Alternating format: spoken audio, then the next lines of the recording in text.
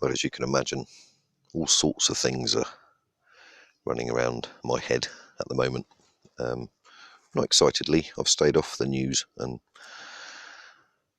fear porn videos and stuff for a few days actually, and just sorted my home out, my priorities out, what needs to be done, in order to think that should be an easy, well, it's not going to be easy, but a less stressful period for me and mine here.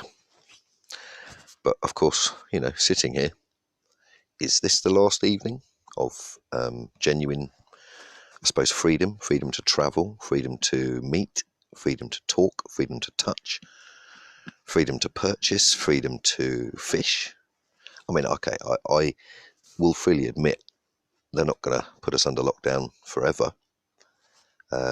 Two scenarios there. One is obviously the lockdown will be released and people will be able to go about their business again until the next scenario. Or this lockdown is the precursor to World War III, which is unfolding as I'm speaking anyway, so I don't really need to promote that, because I genuinely, like everybody else, hope that that really isn't what's going on here. But by the minute, it just looks like it is. So from tomorrow 8 a.m, I'll officially be under, it's military law. And again, something I only recently found out, because there's other people that have more knowledge than me, and I'm getting a lot of information from people at the moment, as you can imagine as well, that I'm learning from. And the essence of military law is kill or be killed. That's what it boils down to. That is the military. You kill or you be killed, whoever's hand that is. And I would advise people, if you think that I'm being scaremongering by suggesting that you look up exactly the terms of this lockdown, who's decreed it, and apply that to military law. In other countries, it will be called martial law. Here, it will be classed whatever they decide to class it as. So, as a European man sitting here, well, I'm not a European man, I'm a British man in Europe. I'm an Englishman from Britain in Europe. I'm a part English, part Welsh, part Portuguese, Scottish, Spanish, mongrel mixed. In the past, this is not the recent past, the more distant past. Got a touch of everything in me, apparently. That sounds a bit kinky, doesn't it? But that's the truth.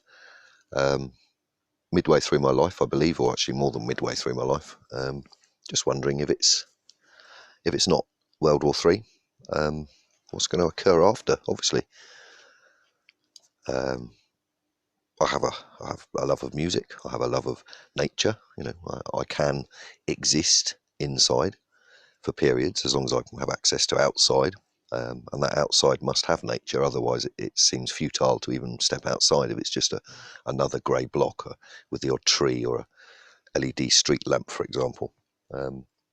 So the impact's going to be quite interesting. As I've explained before, I'm rural, so it doesn't affect me quite as much as being in a city. There's other factors to take into consideration. Now I'll have to travel further to go and get food and stuff we need.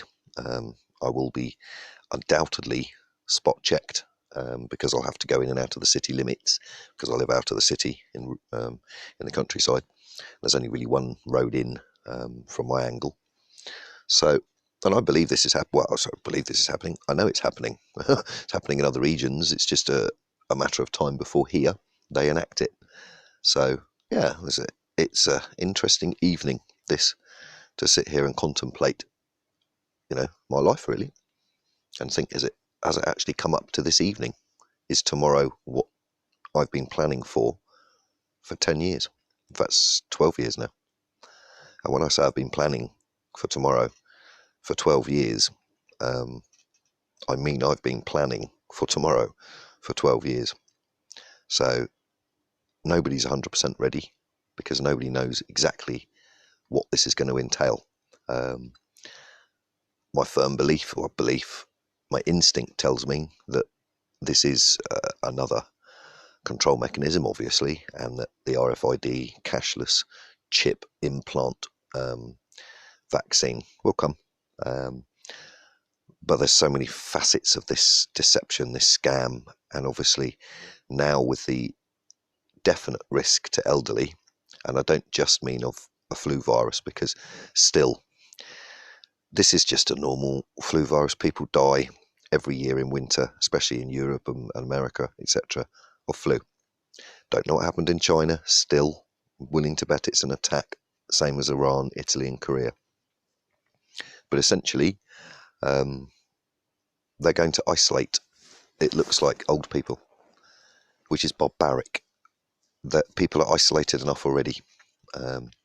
So that's going to be my future at a Women of Prayer, whenever they decide that they could just lock down a demographic, and a vulnerable demographic as well.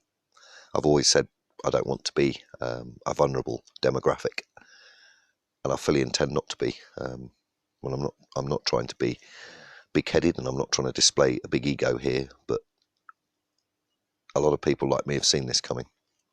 We didn't know exactly how it was going to take shape, and I don't think people expected so many layers at once, so many draconian measures. I think, even I believed it would start building up slower, but it's not. They really do have the right to seize assets, and as you all know, that means that the person in front of you with that right would have the right to take from you. They do that anyway, so this is even worse from that perspective. Don't really know what else to say at this point. Nothing will change, obviously. Tomorrow, I'll wake up at 8 o'clock tomorrow morning and feel like the world's changed, but there'll be certain incidences, I'm sure, over the next 15 days, either in and out of town or locally, or just encountering people. And if anything happens from that, obviously I'll let you know.